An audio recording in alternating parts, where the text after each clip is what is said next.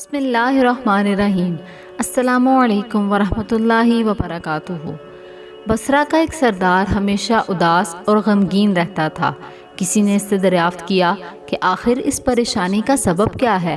اس پر اس سردار نے جواب دیا کہ بات کہنے کی نہیں پر کی جاتی ہے کہ مجھ سے ایک ولی اللہ کی خدمت میں کچھ بے ادبی ہو گئی تھی، اس لیے ڈرتا ہوں کہ قیامت کو اس کے مواخذے میں گرفتار نہ ہو جاؤں۔ واقعہ یہ پیش آیا کہ میں ایک مرتبہ زیارت بیت اللہ کو چلا اور سب دوست و آشنا اور اقارب رخصت کرنے آئے۔ حسب دستور کچھ دور چل کر میں نے سب کو لٹا دیا، مگر ایک شخص زید جو میرے خواص میں سے تھا واپس نہ ہوا اور اس نے میرا پیچھا نہ چھوڑا۔ مجبور ہو کر میں نے اس کو جھڑک دیا کہ بیت اللہ کا جانا بھی کوئی آسان سمجھا ہے؟ جو پیادہ پا چلنے کو تیار ہو گیا، میرے ساتھ نہ آ اور جس راہ سے تیرا جی چاہے چلا جا۔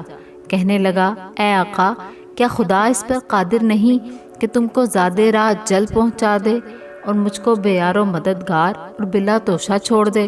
یہ کہہ کر اس نے اپنی راہ لی اور میں اپنے راستے سے چلتا بنا۔ راستہ بھر وہ کہیں مجھے نظر نہ آیا، واللہ علم کہاں پوشیدہ ہو گیا۔ جب خدا کے فضل سے مناسک حج سے فارغ ہو کر میں مدینہ طیبہ کو چلا تو کیا دیکھتا ہوں کہ زید آ گیا اور السلام علیکم کہہ کر میرے پاس بیٹھ گیا۔ میں نے حیرت سے پوچھا کہ حج کر آیا؟ اس نے کہا ہاں۔ پھر میں نے ظرفتاً کہا، حج کی سند بھی ملی؟ تو کہنے لگا، کیسی سند؟ وہ کس کام آتی ہے؟ میں نے کہا، حج کرنے والوں کو بیت اللہ میں غیب سے ایک چٹھی ملتی ہے جس میں لکھا ہوتا ہے فلاں ابن فلاں حج کو آیا تھا اور اس کا حج قبول ہو گیا۔ پھر اس سند کے ذریعے قبر اور حشر کے عذاب سے نجات ہوتی ہے۔ یہ سن کر زید روتا چلاتا بیت اللہ کو واپس چلا گیا۔ جب میں حضور اقدس صلی اللہ علیہ وآلہ وسلم کی زیارت سے فارغ ہو کر لوٹا تو کیا دیکھتا ہوں کہ زید پھر آ گیا اور السلام علیکم کے بعد ایک چٹھی میرے سامنے رکھ دی جو ایک نہایت عمدہ اور ریشمی کپڑے میں سب خط سے زید کے عذاب قبر اور حشر سے نجات کے لیے لکھی تھی۔ یہ دیکھ کر میرے ہوش اڑ گئے۔ پھر ذرا سکون ہونے پر میں نے معلوم کیا کہ اے زید، بتا تو اس کی حقیقت کیا ہے؟ آخر یہ دولت بے مثال تجھ کو کس طرح میسر آئی؟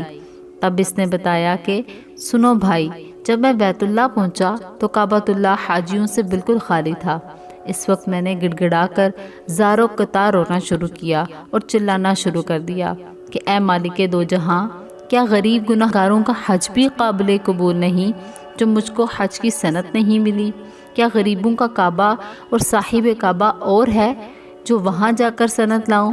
مجھ کو قسم ہے تیری عزت و جلال کی، جب تک چٹھی نہ پاؤں گا کعبہ سے باہر نہ جاؤں گا اور روتے روتے یہیں مر جاؤں گا۔ اچانک غیب سے آواز آئی کہ اے زید، نجات کی چٹھی لے اور جا اپنی راہ لے۔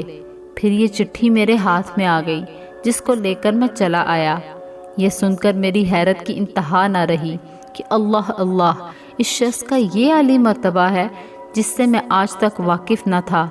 پھر عزت و اکرام کے ساتھ میں اس کو اپنے ہمراہ بصرہ لے آیا اور وہ چٹھی نہایت احترام اور تعظیم کے ساتھ تر و معمر کر کے صندوق میں رکھ دی۔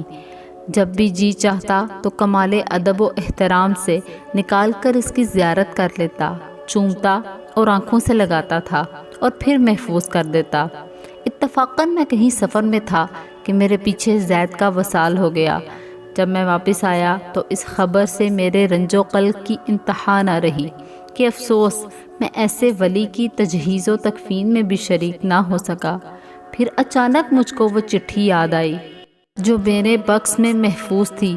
اب تو میں اور بھی بےتاب ہو گیا اور اپنے اوپر افسوس کرنے لگا کہ سفر کو جاتے وقت میں نے وہ چٹھی زید کو کیوں نہ دی۔ پھر اپنا مہر شدہ صندوق منگوا کر دیکھا جو اسی طرح بمہر بند تھا۔ جب میں نے کھولا تو اس میں چٹھی نہ پائی۔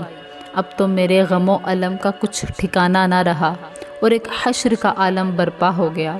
زار و قطع رونے لگا اور روتے روتے سو گیا۔ کیا دیکھتا ہوں کہ طرح طرح کی سجی ہوئی جنت میں زید سر پر ایک تاج رکھے ہوئے زرق برق لباس میں تخت جواہر پر جلوہ افروز ہے اور اس کے چاروں طرف حوروں کے جمگھٹے ہیں۔ میں نے قریب جا کر سلام کیا تو اس نے کہا، اے آقا اس قدر پریشان کیوں ہو؟ میں نے کہا، مجھے یاد نہیں، وہ چٹھی تو نے مجھے دی تھی۔ کہنے لگا، وہ تو یہ موجود ہے اور اس کی بدولت یہ دولت و حشمت مجھ کو حاصل ہوئی۔ اب آپ کچھ تردد نہ کیجئے، میں اپنی منمانی مراد کو پہنچ گیا۔ اللہ اکبر۔ صلو علی الحبیب صلی اللہ علی حبیبہ محمد وعلی آلہ وسلم۔ ایسی مزید ویڈیوز کے لیے اس چینل کو سبسکرائب کریں اور بیل آئیکن پر پریس کر دیں۔ شکریہ۔